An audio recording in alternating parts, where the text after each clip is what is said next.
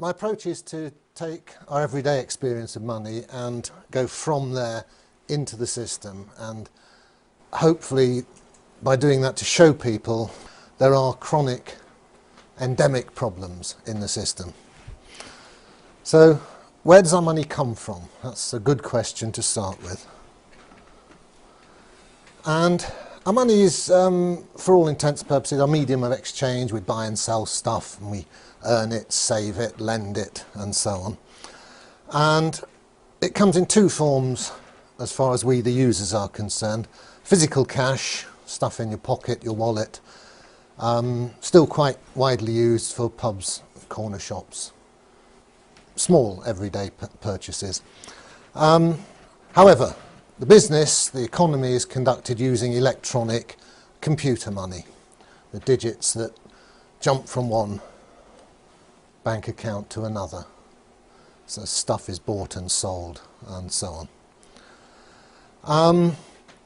So these money numbers, as we might think of them, these numbers within the bank's computers, are our medium of exchange. It's what we use to run our economy, and in that sense they are our money supply.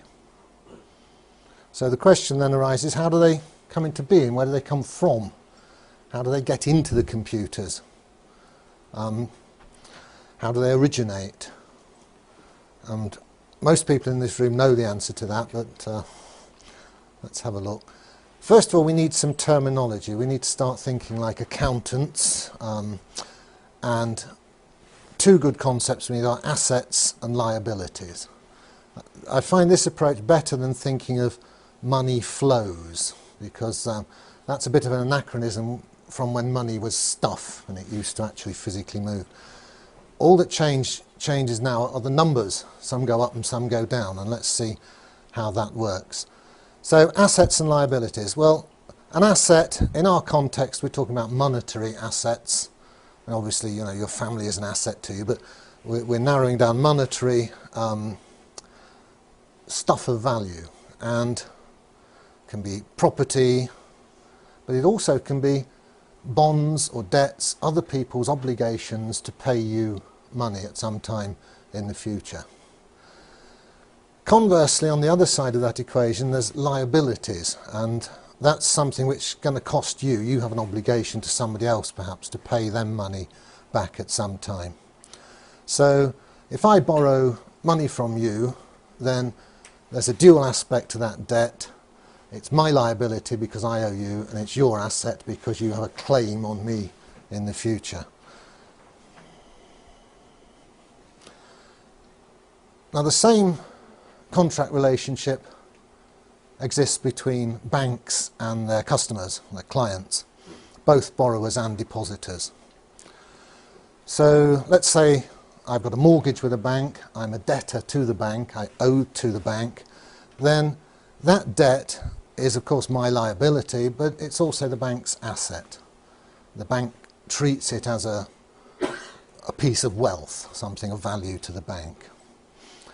The other side, my money in the bank, you log into your bank account and you maybe have a few hundred, a few thousand there, and you feel good about that. That's my money, there it is. Well, that's not quite how it is. It's again a contract, a debt contract between you and the bank. This time it's the bank's liability. They might need to hand over some real money to you if you come into the bank and demand it, and it's your asset. So because you've put your money in the bank, what's actually gone on in law, in contract, is that you've lent it to the bank. The bank now has use of it. It's not your cash anymore. So try to think in terms of assets, liabilities and contracts between parties.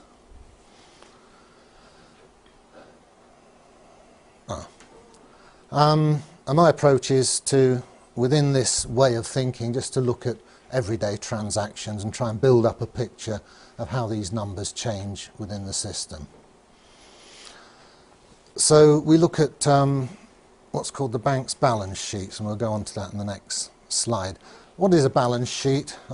It's just an accounting convention where you list on one side of the paper, one side of the computer screen, all the assets of an entity, and on the other side all its liabilities. And double entry bookkeeping is a way of maintaining exact balance between these two sides. We'll see that. So then we see how these money numbers change for each basic operation, putting money in, taking it out, transactions, moving it from one account to another. And you can see then from this bottom-up approach, going from the particular to the general, from the detailed to the more global picture, that emergent properties of the whole system are revealed as chronic problems. Okay, an initial balance sheet. A bunch of people get together and get hold of a banking license and join the game. This is their initial balance sheet. Their assets start off as all the money that the investors put in as shareholders. That goes to an account at the Bank of England. On the other side of the sheet, this is a little more subtle. This is a liability to the bank as an entity which has a debt to its shareholders. So conceptually you have to separate the shareholders from the entity which is the bank itself. And the initial liability of the bank is what's called the shareholders' capital account. It's how much the bank sort of owes back to the shareholders should it be wound up. So if the bank ceases to exist, the shareholders have this claim on the assets of the bank. Therefore it's a liability of the bank, an asset to the shareholders. Right, well, that's the initial balance sheet. How does that balance sheet change when somebody comes along to the bank and wants a loan, a £100,000 mortgage, say? Let's have a look at that balance sheet, how it changes in terms of the assets and liabilities. Because remember, all the balance sheet is a snapshot of the current state of play of the bank, how its assets and liabilities change over time. So here's an event, a basic event. Somebody takes out a mortgage. What happens to the balance sheet?